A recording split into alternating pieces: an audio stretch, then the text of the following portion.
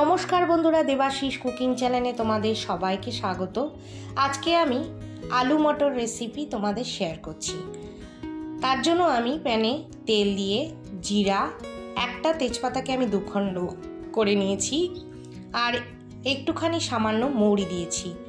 মৌরি দেওয়ার কারণ হচ্ছে এটার যে ফ্লেভার থাকবে সেটা কিন্তু খুব সুন্দর হবে তরকারিটার। আর এই তরকারিটা কিন্তু পরোটা, রুটি, লুচির সঙ্গে হেভি লাগে। এবার আমি ভালো করে নেড়ে নিচ্ছি। নেড়ে নিয়ে এর মধ্যে একটু পেঁয়াজ কুচি দিয়ে দিচ্ছি আন্দাজ মতো। পেঁয়াজটা একটু ব্রাউন কালার হয়ে আসলে আমি এর মধ্যে একটু আদা আর রসুন কিন্তু এখানে ছেঁচে দিয়েছি, আর একটু কাঁচা লঙ্কা। তোমরা পারলে কিন্তু আদা রসুন বেটেও দিতে পারো।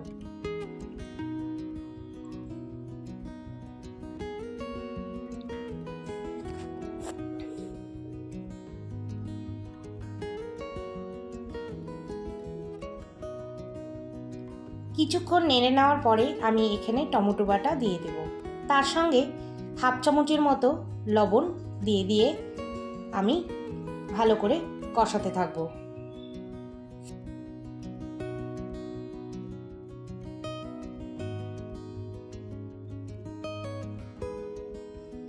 এবার এর মধ্যে আমি ধনে গুঁড়ো, লঙ্কার গুঁড়ো, হলুদ গুঁড়ো,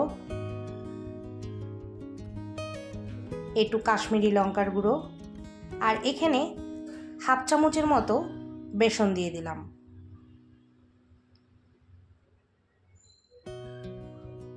দিয়ে একটুখানি জল দিয়ে ভালো করে এটাকে কষাবো।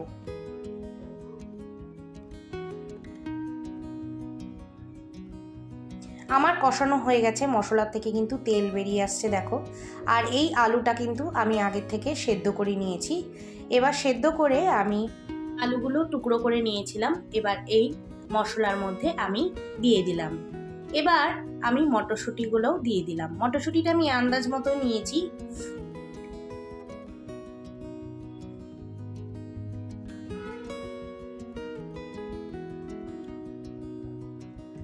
এবার আমি এর মধ্যে একটুখানি হাফ চামচের মতো লবণ দিয়ে দেবো।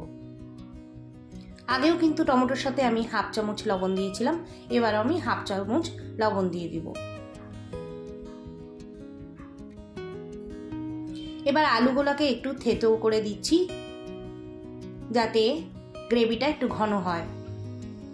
আমার কষানো হয়ে গেছে, আমি এখানে 2 বাটি জল দিয়ে দিয়েছি।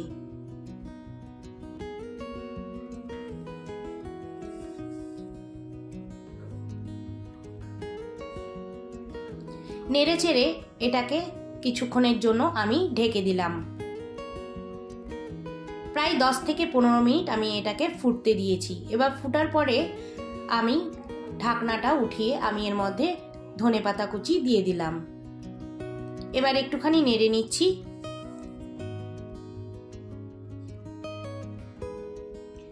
আবার 5 মিনিটের মতো এটাকে ঢেকে দিলাম। এবার আমার রেসিপিটা কিন্তু হয়ে গেছে। আমি 1 চামচ এর মধ্যে ঘি দিয়ে দিয়েছি। রেসিপিটা তোমাদের যদি ভালো লেগে থাকে, আশা করি ভালো লাগবে। যদি ভালো লেগে থাকে রোজকারের মতো কমেন্ট করতে ভুলো না, লাইক করে দিও, শেয়ার করে দিও। ততক্ষণে তোমরা ভালো থাকো, সুস্থ থাকো। বাই।